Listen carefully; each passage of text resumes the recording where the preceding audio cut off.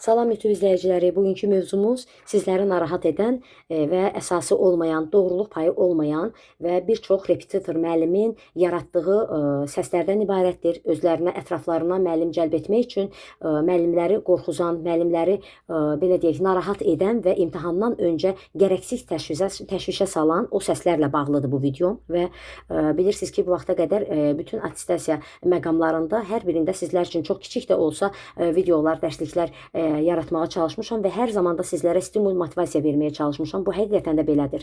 Yəni attestasiya çox şəffaf, təmiz şəkildə keçirilir. Kimsə kimisə orada kəsmək üçün getmir. Heç bir müəllim də ora kəsilmək üçün getmir ki, mən kəsilim və işimdən olum.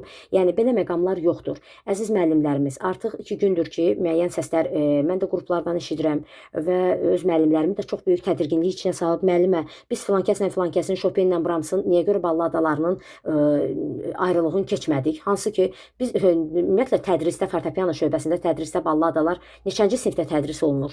Bəlkə mən planda gözümdə qaçıb görməmişəm, planda hansı sinifdə balladaları biz tədris edirik, o balladaların dərinliyinə də gedək, onları müqayisə də edək. Yəni yalan-yanlış səslərlə ətraflarına müəllim toplamaq istəyirlər və buna görə də mən dəfələrlə bir qədər belə deyək də çox qısa formada, çox dərinliyinə toxunmadan mən bu mövzuya toxundum ki, əziz müəllimlərimiz, o qruplardakı 20 nəfər, 10 nəfər, hətta 10 deyirəm, 6 nəfər, 7 nəfər var müəllim. Deməli o qrup deyil, o 1 saat yarımlıq dərs sizə görə deyil. O sadəcə kimlərsə oradan mənfəət əldə etmək üçün müəllimləri bir yerə yığıb sadəcə kitabı qabaqlarına qoyub nə isə danışırlar. Yəni belə hazırlaşmayın. Ondansa məktəbdən yığılın bir yerə, bir-birinizi sual-cavab eləməklə, yəni ən azından belə hazırlaşın. Yəni bilirsiniz müəllimlər, yəni bu səslər artıq heç bir doğruluq payı olmayan səslərdir. Müəllim təcrübəsi, müəllim pedaqogikası olan bir pedaqoq kimi, yəni psixologiyası olan bir insan səsə qulaq asanda bilir ki, artıq o səslərdə nə qədər yalan var. Yəni bir müəllimə verilməyəcək suallar var orada. Yəni yaxşı müəllim əslində bu səslərə qulaq asanda panikaya düşməməlidir. Onu bilməlidir ki, onlar ətraflarına, hazırlıqlarına müəllim yığırlar. Mən bu dedim, bu oldu və müəllimləri məcbur edirlər bir çox müəllimə ki, çıxın belə səs atın, mənə səs atın ümumiyyətlə ki, bəlkə də o müəllim onun müəllimi deyil, hazırladığı müəllim deyil o müəllimlər. Sadəcə məcbur edirlər tanışların ki, bəli, mənə səs göndərin ki, bunu sən deyən kimi oldu, sən belə dedin oldu, sən dedin bu oldu. Əziz müəllimlərimiz, mən dəfələrlə vurğulamışam. Bir çox müəllim də, yəni burada izləyən müəllimlər də bilirlər, imtahanında iştirak edən və mənimlə birgə addımlayan müəllimlər deyərdim ki, yəni o müəllimələr də bilirəm ki, buradadılar və ayıb olar ki, biz filankəs müəllimə onun səsini yayaq, onun belə deyək də yazdığı təşəkkür SMS-ini yayaq. Burada hər birimiz bir məktəbdə işləyirik. Artıq yetəri qədər stajımız var. Yəni bunun tezə, yəni az stajçısı var, çox belə deyək də illərdir işləyən müəllimi də var. Bu o demək deyil ki, kimisə burada göstərib sən özü reklam eləməlisən, bunu ilə qabağa getməlisən, bununla mənfəət əldə eləməlisən. Bu insanlıqdan kənar olan məqamlardır. Və buna görə də əziz müəllimlərimiz, heç bir panikaya ehtiyac yoxdur. Və bugün mən 2 gün bundan öncə ayın 23-də, yəni dünənləri daha doğrusu imtahanda iştirak edən müəllimlərdən biri də mənim xor müəlliməm idi və mən danışdım, müəllimə təşəkkür səsi göndərmişdi. Sadəcə təşəkkür səsi bu olur. Çox sağ olun müəllimə, mən imtahandan keçdim. Sevinç səsidir bu. Bu o demək deyil müəllimə, siz deyən bu oldu, siz deyən o. Belə şeylər yoxdur, əziz müəllimlərimiz. Bunlar hamısı yalandan yaranmış səslərdir və bəzi müəllimləri panikaya gətirməkdir ki, bax filankəs müəllimə artıq keçir. Chopinlə nəyinsə balladanın, filan balladaların təhlilini keçir, həllini keçir. Heç onlar əsərləri belə təhlil edib müəllimlərə düzgün vermirlər. Olmaz bunlara, bu məqamlara inanmaq olmaz. Yəni çoxluğu yaradıb orada kimsə mənfəət əldə eləyəcəksə, bununla müəllimlərin həyatı ilə oynamaq olmaz. Yəni mən bugün görürəm ki, bəzi qruplardan, çünki mən müəllimə ilə danışdım və sadəcə öz qruplarıma göndərdim ki, müəllimlər tədirgin olmayın. Və dəfələrlə mən o xor müəlliməsinə sual verdim, Sumqayıt müəlliməsidir. Dəfələrlə sual verdim, müəllimə, kənara çıxıldımı mövzulardan? Xeyr, ay müəllimə, heç bir kənara çıxılmadı. Metodika verdilər. Onu verdilər, bunu verdilər. Mən o danışıq səsimi Telegram kanalında qoyacağam və bir-bir müəllimlər qulaq asınlar. Kimlər üçün maraqlıdırsa girib Telegram kanalına qulaq asınlar. Görək ki, metodikadan kənar kimə sual verirlər? Heç bir şöbənin, heç bir müəllimdən kənar sual vermirlər. Əziz müəllimlərimiz, ona görə də fortepiano şöbəsinin müəllimləri sizsə normal şəkildə əsərinizi ifa eləyin, qammavızı ifa eləyin, üzdən oxuvuzu dəfələrlə üzdən oxuya baxın və bu iclaslarda belə sizin üçün deyilir ki, əsəriniz yerində olsun, qamma yerində olsun, çitka dediyimiz üzdən oxu yerində olsun ki, müəllim nə zaman kəsilə bilir? Not tanımayanda, girib şərh əsərini ifa eləyə bilməyəndə, qammanı ifa edə bilməyəndə və yaxud da ki, çox elementar bir şey deyim ki, bəli, musiqi ədəbiyyatının bura qatqısı nədir? və yaxud da musiqi formalarını bilməyəndə, belə deyək də, menyet nədir, variasiya nədir? Əgər müəllim bunun fərqini bilmirsə, deməli, zəif bal alır və yaxud da əsər də zəifdirsə, bəli, demirəm ki, tək bir cümlə ilə müəllimi kəsirlər. Xeyr, belə məqamlar yoxdur, əziz müəllimlər. Ona görə də bir çox müəllim təşvişə düşüb. Dünən əlaqə saxlayan mənimlə bir müəllimə var idi. Yəqin ki, dedi ki, izləyirəm YouTube kanalını və biləcək ki, ondan danışıram. Düz yarım saat biz müəllimə ilə danışdıq və müəllimə deyir ki, mən artıq hazırlaşmaq istəmirəm müəllimə. Yəni, belə deyək, hazırlıq üçün müraciət edən müəllimə idi. Müəllimə, istəyirdim sizinlə hazırlaşım. Yəni, istəyirdim ki, bu son momentdə, bu vaxta qədər gəlmişəm, əsərim belə öyrənmişəm, istəyirəm indi. Yəni, biraz qalıb bizim imtahanımıza, hardasa bir 3 aya qədər qalıb. Yəni, 3 ay istəyirəm hazırlaşım, amma mən elə səslər eşitdim ki, artıq hazırlaşmaq istəmirəm, mən onların öhdəsindən gələ bilməyəcəm və ərzəmi yazıb çıxıram. Və görün ki, yalan, yanlış bir səs kimsə mənfəət əldə edəcək deyənə, kimlərinsə həyatı ilə oynayır. Yəni, cavan kadrların, nə bilim o, belə deyim də, mən inanmıram ki, stajlı müəllimlər buna inansın. Çünki bugün bir çox müəllimə ilə biz müzakirə eləyəndə elə müəllimlər var idi ki, mən buna stajlı müəllimələr xüsusən də gülürdülər ki, müəllimə, onlar hamısı yalan səslərdir. O qulaq asanda belə hiss edirsən ki, o özü danışır. Bu insan özü danışır ki, mənim müəlliməm belə elədi. Bunlar yalandır. Bu eləmək olmaz.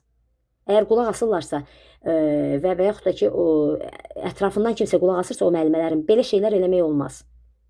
Müəllimlərin həyatı ilə oynamaq olmaz. Kimsə repetitorluq eləyəcək deyənə, kimsə 20 nəfər, 29 nəfəri başına yığıb pul qazanacaq deyənə, kiminsə həyatı ilə oynamaq olmaz, kimsə tədirgin eləmək olmaz. Hər kəs imtahana normal şəkildə hazırlaşıb, əsərini, qammasını bilirsə və yaxud da nəzəriyyədən ona lazım olan attestasiya proqram üzərindən hər bir mövzunu keçibsə, yəni o müəllimin qorxuya ehtiyacı yoxdur, o müəllim qorxmamalıdır. Biz müəllimlərə ürək-dirək verməliyik. Biz müəllimlərə ürək-dirək verməliyik ki, ay müəllimlər, gedəcəksiniz, rahat şəkildə də imtahandan keçəcəksiniz.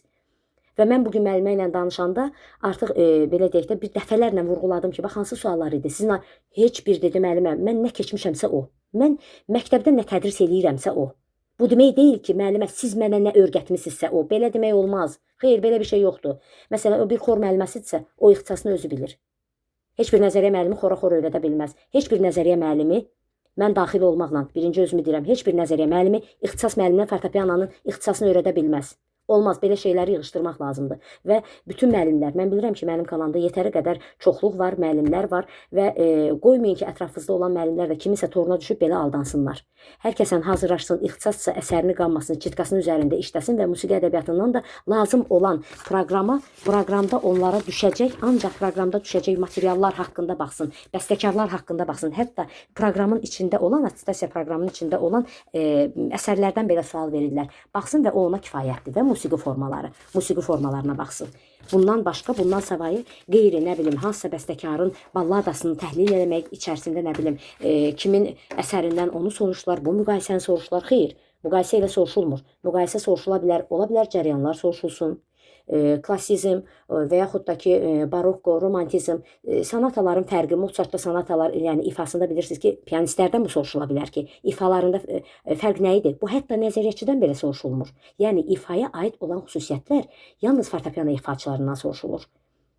Ya böyük tədirginlik, mən görürəm çoxluq fortepiano üzərində deyənə, böyük tədirginlik fortepiano üzərində qurulur.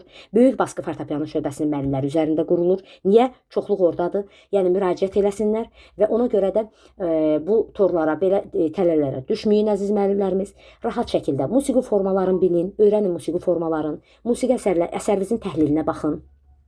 Normal şəkildə ekspozisiya, sanat allegro forması nə deməkdir, əsas mövzu nədir, bağlayıcı nə funksiyalaşır, yüngül formada bunlara baxın, hətta təhlilin belə dərinliyinə getmirlər, dəfələrlə görmüşəm. İstərsə mənim, belə deyək də, mənlə bərabər addımlayan müəllimlərin əsərində, təhlilində və yaxud da öz işlədiyim məktəbin müəllimələri ilə bir imtahana getdik və orada da heç kəsin təhlili üçün, xüsusi olaraq təhlildən heç kəsi kəsmirlər. Ay müəllimlər, bunlardan narahat olmayın.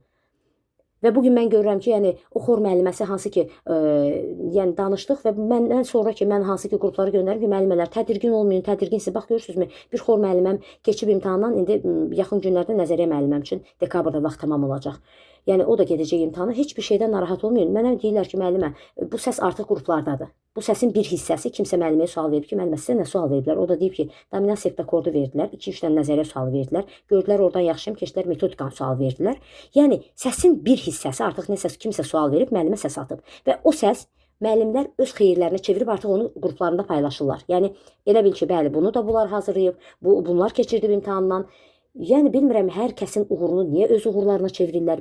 İxtisas müəllimləri, nəzəriyyə müəllimləri və yaxud da xor müəllimləri kim imtahandan keçirsə, əziz müəllimlərim, o sizin öz uğurunuzdur. O heç bir müəllimin uğuru deyil. O sizin alın tərinizdir, o sizin uğurunuzdur. Çünki siz əziyyət çəkmisiniz. Bir daha vurğulayıram ki, heç bir nəzəriyyə müəllimi ixtisasa gedib fortepianonu öyrədə bilməz. Xora öyrədə bilməz. Xorun metodikasını öyrədə bilməz. Bunu heç bir nəzəriyyə müəllimi öz işini bilir. Nəzəriyyə müəllimi nəzəriyyəni dərin formada nəzəriyyəçilərə keçir, pianistlərə də kömək eləyir, təhlilində kömək eləyə bilər və yaxud da hazırlığında kömək eləyə bilər. Təbii ki, ətrafımızda yetəri qədər fortepiano şöbəsinin müəlliməsi var ki, yəni biz sadəcə əsərdir, ifadır, o müəllimin özündən asılıdır. O müəllim ora imtahana gedib birinci onlardan özünü göstərəcək.